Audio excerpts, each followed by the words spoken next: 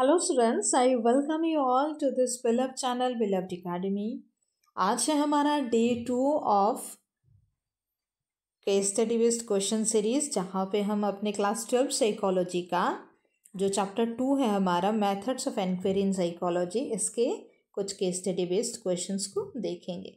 इसके पहले हमने चैप्टर 1 किया और फिर साथ के साथ मैंने एक पोल भी डाला था कि कौन सी सीरीज़ को कंटिन्यू करना चाहिए। तो उस पर बहुत बच्चों ने वोट किया कि केस स्टडी बेस्ड सीरीज़ को कंटिन्यू करना चाहिए, तो मुझे बहुत ही अच्छा लगा। और आज के डेट पे, आज के इस वीडियो में हम देखेंगे अपनी क्लास 12 साइकोलॉजी की चैप्टर 2, जिसका नाम है methods of enquiry in psychology, इसके कुछ case study based questions. Okay, इसके पहले एक और इम्पॉर्टेंट बात कि आपको अगर ये जो पीडीएफ है ये पीडीएफ चाहिए, या फिर वक्त वक्त पे इम्पॉर्टेंट अपडेट्स वगैरह जो भी आता रहता है, और साथ के साथ हमारी क्लासेस के रिगार्डिंग भी अगर आपको अपडेट्स चाहिए, तब आपको ज्वाइन करना होगा हमारा टेलीग्राम चैनल, जिसका नाम है बिलव्ड कम्युनिटी। आपको लिंक डिस्क्रिप्शन में मिल जाएगा और साथ के साथ पिन कमेंट में भी मिल जाएगा। ओके, तो इस चैप्टर में जो हमारे मोस्टली जो इम्पोर्टेंट टॉपिक्स है, या फिर अगर मैं कहूँ कि इम्पोर्टेंट जो भी हमारे कॉन्सेप्ट्स हैं, उनमें से ज़्यादातर हमारा क्या है, ज़्यादातर हमारे जो सर्वे मेथड्स वगैरह है ना, मतलब जो survey methods, experimental method, observation methods, यानी जितने भी हमारे मेथड्स है, क्योंकि चैप्टर का नाम ही हमारा है methods of enquiry in psychology, तो जितने भी मेथड्स हैं वो बहुत ज़्यादा इम्पॉर्टेंट है। और उन्हीं में से हर एक मेथड में से कैसे कैसे क्वेश्चंस बन सकता है, उनको मैंने यहाँ पे उठाया है और आज हम वही देखने वाले हैं। ओके, तो हम शुरू करते हैं अपना केस स्टडी नंबर 1 से। तो केस नंबर 1 क्या कहता है, A psychologist visits a zoo to study how chimpanzees communicate with one another। बहुत ही इंटरेस्टिंग सा है कि एक साइकोलॉजिस्ट एक जू में जाती है देखने के लिए कि चिंपैंजीज कैसे आपस में कम्युनिकेट करती है। बहुत बढ़िया, बहुत अच्छी बात है। She records their gestures, facial expression and sound without interfering their natural behaviour. ये बहुत ज़्यादा इम्पॉर्टेंट है, without interfering their natural behaviour. तो वो जो साइकोलॉजिस्ट है उन्होंने उनका जेस्चर रिकॉर्ड किया, एक्सप्रेशन रिकॉर्ड किया, साउंड रिकॉर्ड की, लेकिन उन्होंने कोई इंटरफेयर नहीं किया, और वो नेचुरली अपने जैसे बिहेवियर में रहते हैं वैसे ही उस नेचुरल बिहेवियर में उनको रिकॉर्ड किया। ये हुआ हमारा केस। अब यहाँ पे सवाल क्या है, सवाल नंबर 1 हमसे क्या पूछता है, identify the research method use. अब यहाँ पे रिसर्च मेथड कौन सा यूज़ किया गया है कि बिना किसी इंटरफेरेंस के आप किसी चीज़ को ऑब्जर्व करो, उसको रिकॉर्ड करो, तो इसको हम क्या कहेंगे, ऑब्जर्वेशन कहेंगे। तो जनरली ब्रॉडर टर्म में हम इसको ऑब्जर्वेशन कहते हैं, लेकिन यहाँ पे एक चीज़ इंपॉर्टेंट है, एक चीज़ आप देखो यहाँ पे क्या लिखा है, नेचुरल बिहेवियर, मतलब वो नेचुरली जैसे हैं उसी बिहेवियर में हमने उसको ऑब्जर्व किया। हमने कोई चीज़ अपने आप से मैनिपुलेट नहीं की, कोई चेंजेस, कोई अल्टरेशन अपनी तरफ से नहीं किया वहाँ पे। तो ये हमारा कैसा ऑब्जर्वेशन होगा, ये होगा हमारा नेचुरलिस्टिक ऑब्जर्वेशन। और इसके अगर ऑपोजिट में कुछ होगा, वो क्या है, हमारा होगा कंट्रोल ऑब्जर्वेशन, जहाँ पे हम ऑब्जर्व तो करते हैं चीज़ों को, लेकिन अपनी तरफ से कंट्रोल करके करते, किसी चीज़ को कंट्रोल कर देते। Okay, so identify the research method use. कौन सा रिसर्च मेथड यूज किया गया है, naturalistic observation, where the researcher observe behaviour in the real life setting without manipulation. कोई मैनिपुलेशन नहीं है, जैसे रियल लाइफ में है वैसे उनको ऑब्जर्व करना। ओके, समझ आ गया। दूसरा सवाल, दूसरा या दूसरी होगी, क्या होगा। Okay, so mention 2 advantages and 2 disadvantages of this method. अब ये जो मेथड है नेचुरलिस्टिक ऑब्जर्वेशन, या फिर आप ऑब्जर्वेशन भी कहो तो ठीक है, लेकिन एक्यूरेट है, नेचुरलिस्टिक है ना। तो इसके 2 एडवांटेजेस बताओ। एडवांटेजेस का मतलब है फ़ायदा। तो फ़ायदा क्या है, provide reach and detailed data of natural behaviour. तो नेचुरली कैसा बिहेवियर है उसके रिगार्डिंग बहुत ही रीच और डिटेल्ड वे में डेटा देती है, इन्फॉर्मेशन देती है ये हमारी जो मेथड है ये। और दूसरा क्या है, हाई इकोलॉजिकल वैलिडिटी है, बिहेवियरल इज़ जेन्युइन, और इसकी इकोलॉजिकल वैलिडिटी बहुत ज़्यादा है। मतलब कोई भी अगर इकोलॉजिकल एरिया है तो वहाँ पे अगर हम इस मेथड का यूज़ करके ऑब्जर्व करते हैं कि वहाँ का सिनारियो कैसा है, जो बिहेवियर है वो जेन्युइन जैसे है, उनको वैसे ही देखते हैं, तब हमें इसकी मतलब यूज़ जो है वो इकोलॉजी में ज़्यादा होता है, इसलिए इसकी इकोलॉजिकल वैलिडिटी ज़्यादा है। ओके, अब इसके दो डिसएडवांटेजेस क्या हैं कि ऑब्जर्वर बायास में distort the data. Observer bias क्या है? बायास का मतलब है एक अपना एक ओपिनियन एक दे देना। जैसे कि अगर मैंने ऑब्जर्व किया तो मानो एक ऐसा चीज़ है वो मुझे लगा सही है, लेकिन किसी दूसरे ने ऑब्जर्व किया वहाँ पे उसी चीज़ को, तो दूसरे को वो है ये चीज़ जो है गलत लगी। क्यों? क्योंकि मेरे बायास यानी मेरे ओपिनियन के हिसाब से कुछ चीज़ें सही हो सकती है, किसी दूसरे के ओपिनियन से कुछ चीज़ें गलत हो सकती हैं। तो इसलिए जो डेटा है हो सकता है वो ओरिजिनली ऐसा हो, लेकिन मुझे लगा कि ये सही है, किसी को लगा ये गलत है। या फिर जैसे मानो दो यहाँ पे जैसे चिंपांजी के बारे में हम एक एग्जाम्पल के लेके के बोलते हैं। जैसे दो चिंपांजी हैं, चिंपांजी 1 और चिंपांजी 2। ओके, तो यहाँ पे क्या है, मानो ये दो चिंपांजी आपस में खेल रहे हैं। तो खेल रहे हैं तो एक है जो दूसरे को मानो थोड़ा बहुत परेशान कर रहा है। तो अगर किसी ने देखा, किसी साइकोलॉजिस्ट मानो साइकोलॉजिस्ट 1 ने देखा ये सीन, तो उसको लगेगा कि जो दूसरा चिंपांजी है वो पहले वाले को तंग कर रहा है, परेशान कर रहा है। हो सकता है उसको ये लगे, लेकिन यहाँ पे मानो दूसरी एक और साइकोलॉजिस्ट आ जाती है और वो इस चीज़ को देख के सोचती होगी कि कैसे देखो ये दूसरा वाला पहले वाले को तंग कर रहा है, कैसे मस्ती कर रहा है, कितने अच्छे दोस्त होंगे ये लोग, मतलब ये चिंपांजीज कितने अच्छे दोस्त होंगे।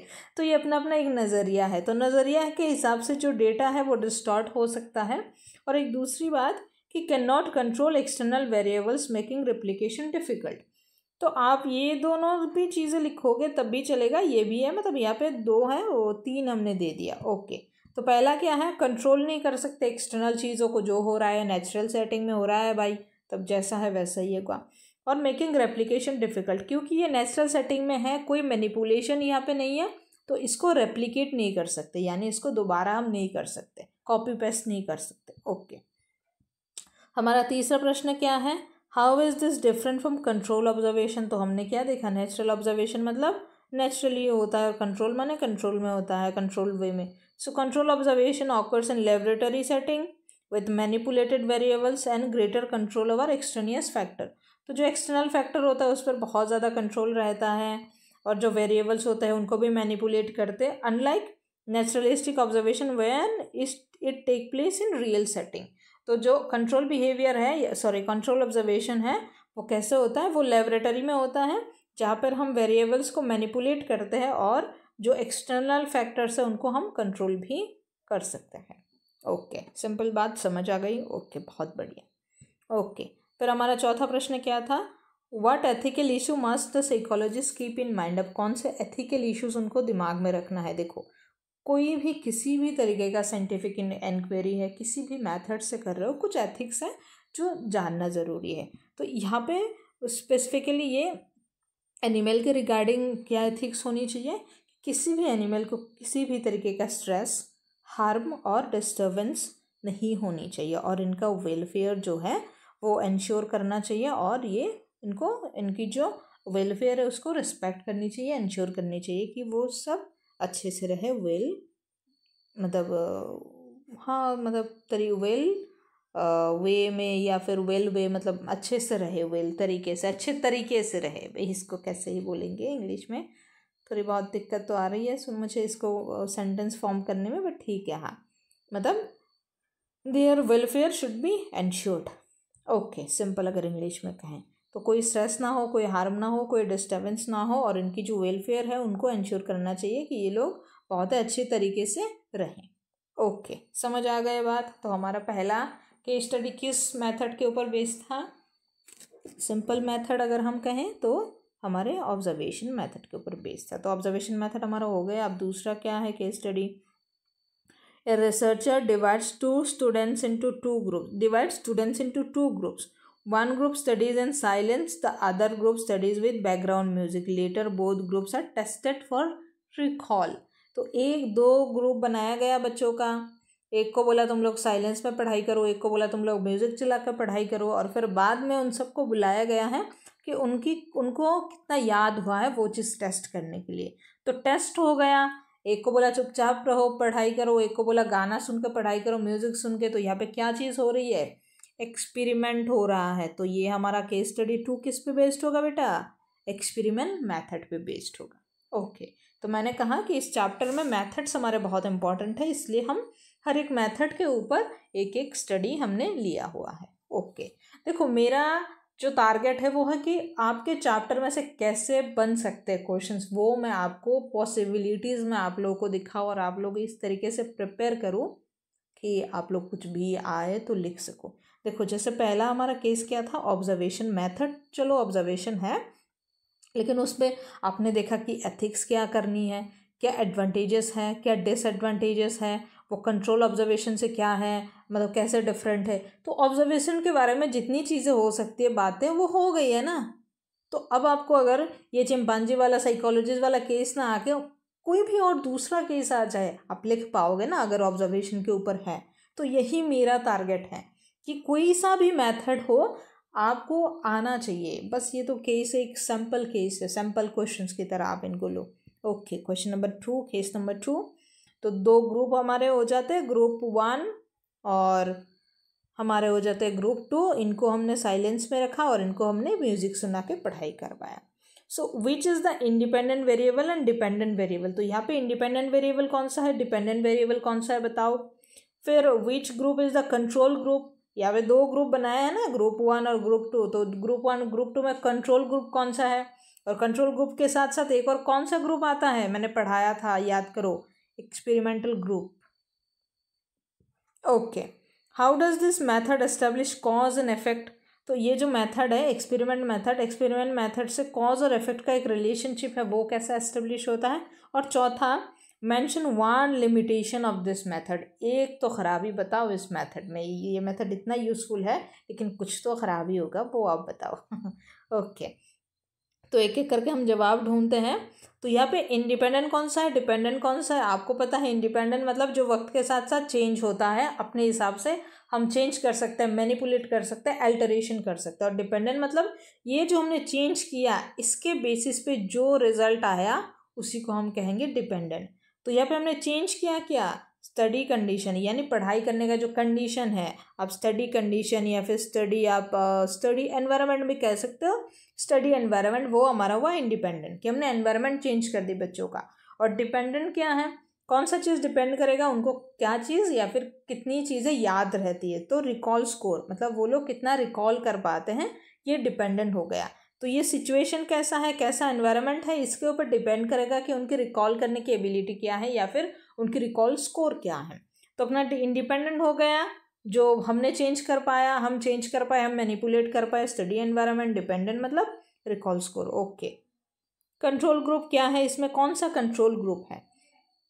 तो इसमें कंट्रोल ग्रुप ये है, student studying in silence since no variable is manipulated there. तो यहाँ पे जो बच्चे साइलेंस में पढ़ाई कर रहे थे, मतलब जैसे नॉर्मल सिचुएशन होती है पढ़ाई करने की,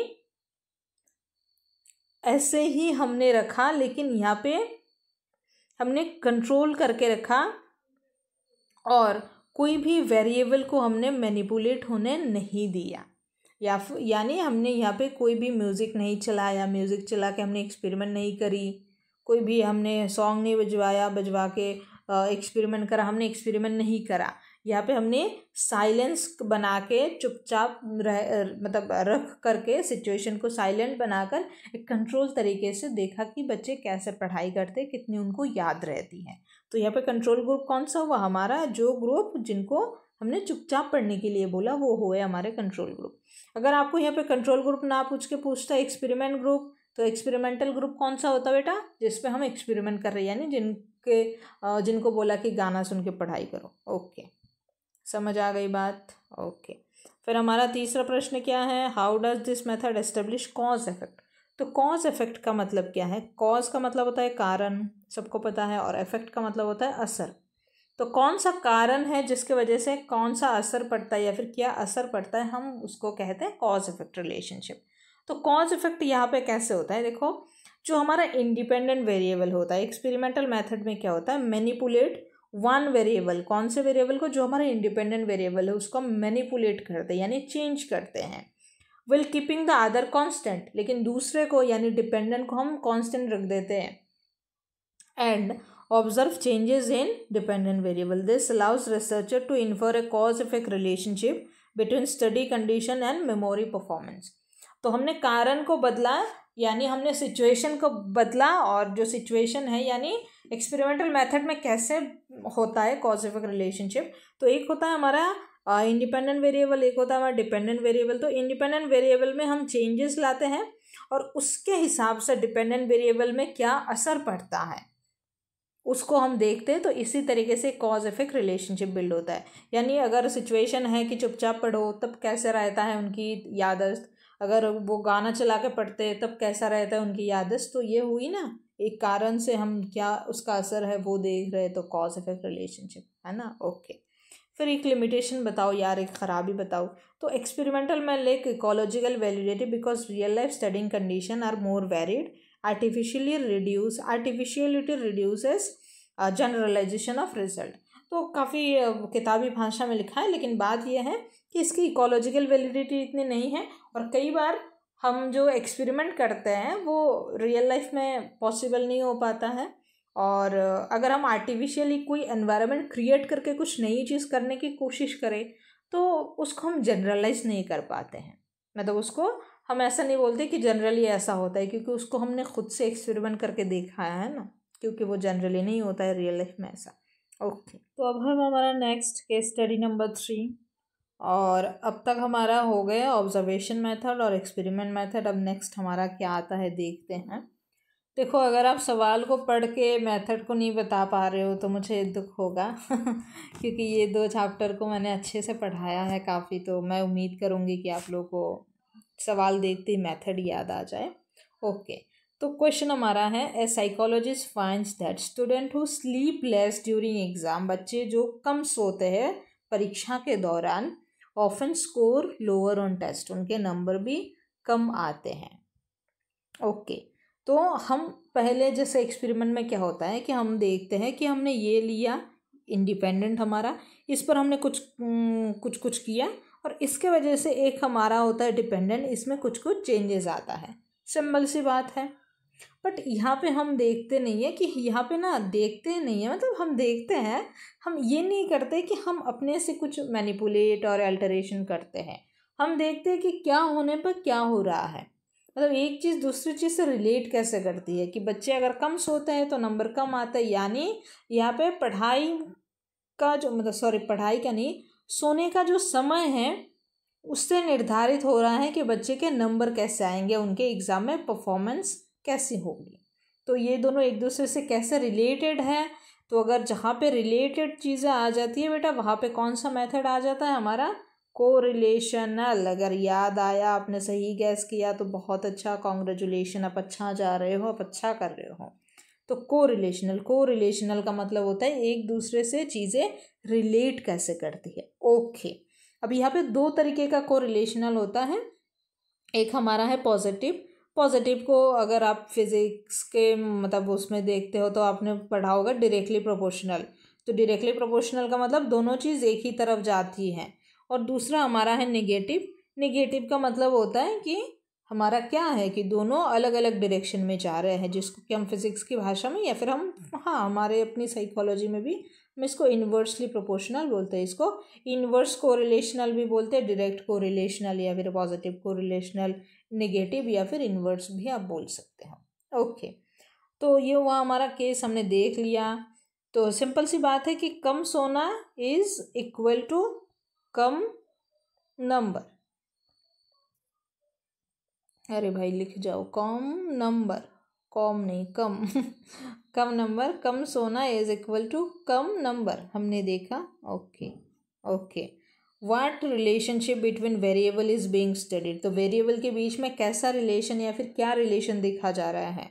तो the relationship between number of sleep hours and exam performance.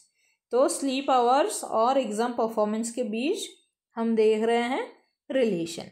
So what type of correlation exist here. तो हम क्या देख रहे हैं, हम देख रहे हैं कि कम सोना इज इक्वल टू कम नंबर।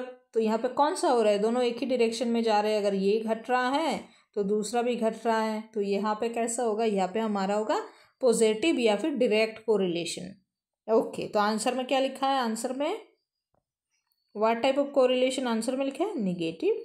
निगेटिव कैसे है भाई साहब? अच्छा, ये शायद मैंने वो लिखते टाइम कर दिया होगा, तो इसको निगेटिव नहीं बेटा, ये आपका होगा पॉजिटिव।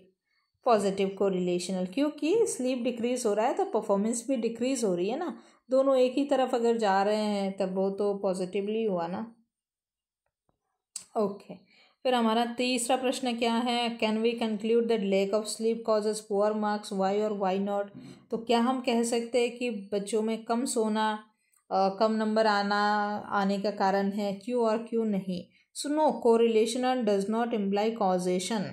तो यहाँ पे एक चीज़ कोरिलेशन के बारे में जान लो आप, कि कोरिलेशनल का मतलब ये नहीं है कि कॉज है वो, यानी अगर कम सोने से कम नंबर आ रहा है, मतलब यहाँ पे मतलब समझो आप, कम नंबर को हिंदी में नंबर, हाँ अब सही है, मुझे आता तो है हिंदी। तो कम नंबर का मतलब कम सोने के वजह से अगर कारण है, ये तो हम देख रहे हैं, लेकिन ज़रूरी नहीं है कि बच्चे का कम नंबर आना सोने के वजह से ही है। क्या पता वो बच्चा पढ़ाई नहीं की होगा, मतलब पढ़ाई ही नहीं किया होगा, उसके कम नंबर आए, और हम बेचारे नींद को कोस रहे हैं कि कम सोया होगा तो कम नंबर आया है बेटा। नहीं, तो कोरिलेशनल का मतलब ये नहीं होता है कि वहाँ पे कॉजेशन भी हो, यानी जो चीज़ को रिलेट करे ज़रूरी नहीं कि वही कारण हो, कुछ और भी हो सकता है। पुअर मार्क्स में B influenced by other variables like exam anxiety, poor study methods और हेल्थ इश्यूज। हो सकता है बच्चे के एग्ज़ाम के टाइम पे एंजाइटी हो रखा हो, पुअर स्टडी मेथड्स यानी अच्छे से पढ़ाई नहीं की होगो, और हो सकता है हेल्थ इश्यूज हो, कोई बीमार हो बच्चा इसलिए नंबर नहीं आ पाए। ठीक है, so name one statistical tool use to measure correlation. तो एक स्टैटिस्टिकल टूल आता है जिसको कि हम कहते हैं कोरिलेशनल कोफिशिएंट, जिसको हम रिप्रेजेंट करते हैं आर से, जिसका वैल्यू होता है +1 से -1 तक, यानी परफेक्ट पॉजिटिव और परफेक्ट नेगेटिव। तो +1 से लेके -1 तक इसकी वैल्यू होती है, जिसको कि हम कहते हैं परफेक्ट पॉजिटिव अगर होता है, जैसे +1 में अगर वैल्यू है और माइनस में, ये एक अलग कॉन्सेप्ट है, आप याद रखो कोरिलेशनल कोफिशिएंट। आप इसको और अच्छे से याद रखो, पियर्सन कोरिलेशन कोफिशिएंट, पियर्सन, ये जो दिया था ना जिन्होंने ये कॉन्सेप्ट, इनका नाम है पियर्सन। तो पियर्सन्स कोरिलेशनल कोफिशिएंट, जिसको कि हम आर से रिप्रेजेंट करते हैं। आर मतलब क्या है? राजनीति राजीव, राघव, राहुल ओके, लड़कियां भी होंगी हमारी, रंजनी, राधिका, रागिनी। ओके, तो पियर्सन्स कोरिलेशनल कोफिशिएंट। ओके, इसको ऐसे याद रखो आप। केस स्टडी नंबर हमारा 4 क्या है? तो अब तक हमारे 3 मेथड्स हो चुके हैं, चौथा मेथड हमारा कौन सा आएगा देखते हैं। A school conducts a questionnaire to know students opinion on social media. तो ये कौन सा मेथड हुआ? अगर कुछ क्वेश्चनर्स के माध्यम से हमने सोशल मीडिया एडिक्शन के बारे में पढ़ने की कोशिश की, तो ये हमारा कौन सा मेथड हो? हमने क्या किया? हमने एक सर्वे किया बच्चों में, तो हमारा ये कौन सा मेथड हुआ? Survey method. याद आया कि नहीं? आएगा, ज़रूर आएगा तो which method of enquiry is used? Survey, बहुत आसान सी बात है।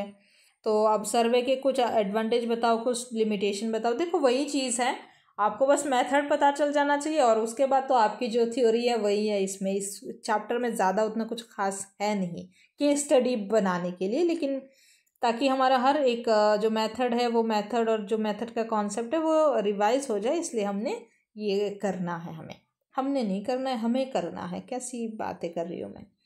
अच्छा, ये कहीं का एक्सेंट तो होगा। मेरे जो दोस्त हैं ना हिंदी वाले, बिहार से हैं, झारखंड से हैं, तो उनकी तो खैर थोड़ी बहुत भाषा अलग ही है, मतलब एक ही जैसे हैं, अगर मतलब ज़्यादा नहीं बट एक ही जैसे हैं। एक और दूसरी है, वो है सिलीगुड़ी से मेरी हिंदी वाली दोस्त, और एक और तीसरी मेरी दोस्त जो है वो जम्मू से हैं, वो जम्मू से हैं। तो इसलिए इनकी इसका तो एक्सेंट पूरा अलग है, इन दोनों का खैर थोड़ी बहुत मैचिंग है। सिलीगुड़ी वाली जो है उसकी भी ठीक ठाक है हिंदी, नॉर्मल जैसी। तो इसलिए मेरे को अलग अलग तरीके की हिंदी आते हैं। ओके, अब राजस्थान के भी हैं, हाँ राजस्थान के भी हैं, राजस्थान के भी हैं, कोटा के हैं मेरी दोस्त। तो अब वो बोलती है अपन ने ऐसा किया, तो वही बात है। ओके, चलो चलो चलो बात दाओ छोड़ो, बहुत हो जाती है बातें, अब थोड़ी बहुत पढ़ाई कर लेते हैं। तो 2 एडवांटेज और 2 लिमिटेशन बताओ सार्वे के, सार्वे नहीं सर्वे मेथड के, थोड़ी अच्छे से हिंदी मुझे बोलनी चाहिए। तो एडवांटेज है allows data collection from large group in short time, आप कम वक्त में ज़्यादा लोगों से डेटा कलेक्ट कर सकते हो, इकोनॉमिकल है और एफिशिएंट है, यानी थोड़े पैसे की बचत ये करता है। ओके, और इसकी लिमिटेशन क्या है? Social desirability by a student may answer in a way that looks good but not truthfully, ज़रूरी नहीं है कि लोग सही बोले, कुछ लोग गलत भी बोल सकते हैं, मतलब गलत बोल सकते हैं मतलब गलत जवाब दे दिया, सही जवाब नहीं दिया। जैसे सवाल रहा कि आप दिन में कितने घंटे सोशल मीडिया यूज़ करते हो, मानो वो बच्चा 6 घंटे फ़ोन चलाता होगा, अब वो उसमें सर्वे में थोड़ी बोलेगा कि मैं 6 घंटे चलाता हूँ, वो बोलेगा मैं तो 1.5 घंटा चलाता हूँ, कितना अच्छा बच्चा हूँ मैं। ओके, उसमें से आधा घंटा, आधा पौने 1 घंटा तो बिलव्ड एकेडमी की मैम की लेक्चर देखने में चला जाता है, और बाकी थोड़ी बहुत इधर उधर देख लेते हैं, किसी से थोड़ी सी बातें बातें अगर हो जाती है तब। अन्य रिस्पॉन्सेस में भी सुपरफिशियल लेकिन डेप्थ, और जो रिस्पॉन्स है क्योंकि मोस्टली वो एमसीक्यू फॉर्मेट में होता है तो उसमें डेप्थ नहीं होता है। ओके, समझ आ गया होगा। अब चौथा नहीं, तीसरा प्रश्न क्या है हमारा, ये ना थोड़ा वो ऊपर ऊपर चला जाता है। Suggest 1 way to reduce bias in survey data, तो हमने लिमिटेशन में देखा यहाँ पे बायास होता है। बायास का मतलब होता है क्या ना, बायास अगर हम पहले भी हमने देखा कि बायास का मतलब होता है एक ओपिनियन अपना, तो बायास को हम कैसे रिड्यूस कर सकते हैं? तो ensure anonymity and confidentially to encourage honest answer, तो अगर हम अपने सर्वे में एनोनिमिटी को रखें, यानी हम बोले कि आप लोग अपना जो परिचय है उसको गुप्त रख कर भी जवाब दे सकते हो, और कॉन्फिडेंशियलिटी रखें कि अगर जवाब आपने दे भी दिया उसको हम लीक नहीं करेंगे पब्लिक में, आपका डेटा, आपका जो प्राइवेसी है वो हमारे साथ सेफ रहेगी, तब हो सकता है लोग सही जवाब दे, तब बच्चा सच में बोले कि मैं तो 6 घंटा ही चलाता हूँ, कई दिन तो 7 घंटा भी चला लेता हूँ फ़ोन। ओके, और चौथा प्रश्न हमारा है differentiate between questionnaire and interview. अब क्वेश्चनर और इंटरव्यू में आप डिफ्रेंशिएट करो, तो क्वेश्चनर क्या होता है बेटा? रिटन रिस्पॉन्स होता है, सेल्फ रिपोर्ट, कि अपने आप से रिपोर्ट दे दिया कि ये आंसर है, बस टिक हो गया। और इंटरव्यू कैसा है, सबको पता है इंटरव्यू कि verbal questioning, face to face, structure और अनस्ट्रक्चर्ड होता है। फेस टू फेस बातें होती है, वर्बल यानी मुंह से सवाल पूछा जाता है आपको सामने बिठा के, कई बार फेस टू फेस होता है। स्ट्रक्चर्ड वे में यानी सवाल जो है वो फिक्स रहते हैं, कई बार अनस्ट्रक्चर्ड होते हैं, मतलब कन्वर्सेशन के पीछे कन्वर्सेशन, बातों से बात आगे बढ़ जाती है, कई बार सीधा कोई फिक्स सेट ऑफ क्वेश्चंस नहीं होते, तो वैसा होता है। ओके, अब हमारा 5वां प्रश्न है, और 5वां हमारा लास्ट मेथड क्या है वो थोड़ा बहुत हम याद कर लेते हैं। So a clinical psychologist study 10-year-old boy with exceptional memory abilities for 2 years to understand his learning strategies. तो एक साइकोलॉजिस्ट ने एक 10 साल के बच्चे को स्टडी किया क्योंकि उसके पास एक्सेप्शनल मेमोरी एबिलिटीज़ थी, for 2 years to understand his learning strategies. तो 2 साल तक उस बच्चे को स्टडी किया एक साइकोलॉजिस्ट ने, एक 10 साल के बच्चे को, ताकि वो जान पाए कि वो बच्चे जो सीखता है, पढ़ाई जो करता है, उसकी स्ट्रेटेजीज कैसी होती है। तो यहाँ पे किसी चीज़ को स्टडी करना जहाँ पे आ गया वो हमारा हुआ केस स्टडी बेस्ड मेथड। ये इसी तरीके के हम क्वेश्चंस कर रहे हैं, तो अभी ये चीज़ तो अलग से बताने की ज़रूरत नहीं है। ओके, तो यहाँ पे हमारा मेथड कौन सा हो गया? सिंपल सी बात है, हमारा मेथड कौन सा हुआ? हमारा मेथड हुआ केस स्टडी बेस्ड मेथड, जहाँ पे हम किसी सिंगल इंडिविजुअल या फिर किसी सिंगल ग्रुप को या फिर किसी सिंगल फेनोमेनन को, फेनोमेनन मतलब किसी भी सिंगल सिचुएशन को, इंसिडेंट को बहुत डेप्थ में जाके इन डीपली स्टडी करते, इन डीपली नहीं हुआ, डीपली स्टडी करते, इन डेप्थ स्टडी करते, इन डीपली करके कोई शब्द नहीं है, माय बैड। ओके, दूसरा प्रश्न क्या है? अरे भाई ऊपर से तुम क्यों आ जाते हो? Okay, so state 1 strength and 1 weakness, फिर वही बात है, थोड़ी अच्छाई बताओ थोड़ी बुराई बताओ। तो अच्छाई क्या है कि ये बहुत डिटेल्ड होता है, क्वालिटेटिव इन्फॉर्मेशन होती है और हेल्प करता है किसी रेयर फिनोमेना को समझने के लिए। और इसकी वीकनेस क्या है? तो क्योंकि ये स्पेशल केसेस होते हैं, तो इसीलिए इनको हम जनरलाइज नहीं कर सकते कि अगर एक बच्चे में गिफ्टेड है, एक बच्चा अगर गिफ्टेड है उसकी बहुत ज़्यादा हाई IQ है, तो ज़रूरी नहीं है कि सारे में ऐसा हो, हम इन चीज़ों को जनरलाइज नहीं कर सकते। ये हो गया पहली। और दूसरी एक बात देखो, साइकोलॉजी में एक वीकनेस, सारे मेथड की एक वीकनेस होती है। अगर कुछ ना आए ना तो ये लिख देना कि जो साइकोलॉजिस्ट है उसका कुछ अपना बायास हो सकता है, और इसकी वजह से जो डेटा है उसका इंटरप्रिटेशन में थोड़ी बहुत चेंजेस हो सकती है। ये एक लौता वीकनेस है जो हर जगह चलता है, आप इसको लिख देना। ओके, अब हमारा तीसरा प्रश्न क्या है? Give one famous example of this method in psychology. अब केस स्टडी मेथड का एक बहुत ही फेमस सा आप एग्जाम्पल दो। तो एग्जाम्पल में हमने कौन सा रखा? हमने फ्रूड की एक स्टडी थी, लिटिल हैंस और पाइगेट्स ऑब्जर्वेशन ऑफ हिज चिल्ड्रन। तो पाइगेट्स ने चिल्ड्रन के ऊपर अपने ऑब्जर्वेशन करा था, और फ्रूड ने एक स्टडी कराई थी लिटिल हैंस के नाम पे। हंस, लिटिल हंस, हैंस जो भी है, हैंस हंस, अच्छा जो है उसको आप याद रखो। तो ये अपना साइकोलॉजी में बहुत ही मेजर के स्टडी बेस्ड क्वेश्चंस है, सॉरी क्वेश्चंस नहीं, स्टडी है, तो ये बहुत ही प्रोमिनेंट है, आप इनको याद रखना। और चौथा है, why replication is difficult in this method. क्यों यहाँ पे रेप्लिकेशन पॉसिबल नहीं है, यानी कॉपी पेस्ट पॉसिबल नहीं है। क्यों नहीं है बेटा? क्योंकि ये स्पेशल केसेस होती हैं, रेयर केसेस होती हैं, यूनिक केस होती है ना। So replication is difficult because each case is unique and may not be repeated under the same condition. क्योंकि हर एक केस स्पेशल होती है, रेयर होती है, यूनिक होती है, तो ज़रूरी नहीं है कि सेम कंडीशन में वैसी चीज़ें हो जैसे पहले हुई है। तो और यहाँ पे हमारा ये सवाल ख़त्म होता है। ये देखा चैप्टर 3 जो है ना धीरे धीरे ऊपर आ रही है, इसको हम नेक्स्ट वीडियो में करेंगे। So that's all. अगर PDF चाहिए तो क्या करना पड़ेगा? PDF चाहिए तो टेलीग्राम चैनल ज्वाइन करना पड़ेगा, और टेलीग्राम चैनल का नाम क्या है? Beloved community. कहाँ मिलेगा? डिस्क्रिप्शन में लिंक मिलेगा। और अगर डिस्क्रिप्शन में लिंक से अगर ना खुला तो कहाँ मिलेगा? टेलीग्राम ऐप में जाके बिलव्ड कम्युनिटी सर्च करने पर मिल जाएगा। That's all. और अगर आपकी ये जो मैम है जो आपको इतने ध्यान लगाकर मुश्किल से पढ़ा रही है, अगर उनके साथ पर्सनली जुड़ना चाहते हो तो कहाँ जाना होगा? उनके इंस्टाग्राम पर, जहाँ पे उनकी ID रखी है प्रियशी सूत्रधर, उसको आप फॉलो कर सकते हो। और अगर कुछ सवाल है तो वो कमेंट में ही पूछना। मैम के साथ आप टच में अगर रहना चाहते हो तो टच में रहो, और कोई सवाल हो, कुछ बातें करनी, मतलब बातें करनी है, देखो आप लोग मुझसे बातें क्या ही करोगे, मतलब कोई क्वेरीज अगर हो तो उसको कमेंट में ज़रूर डालो।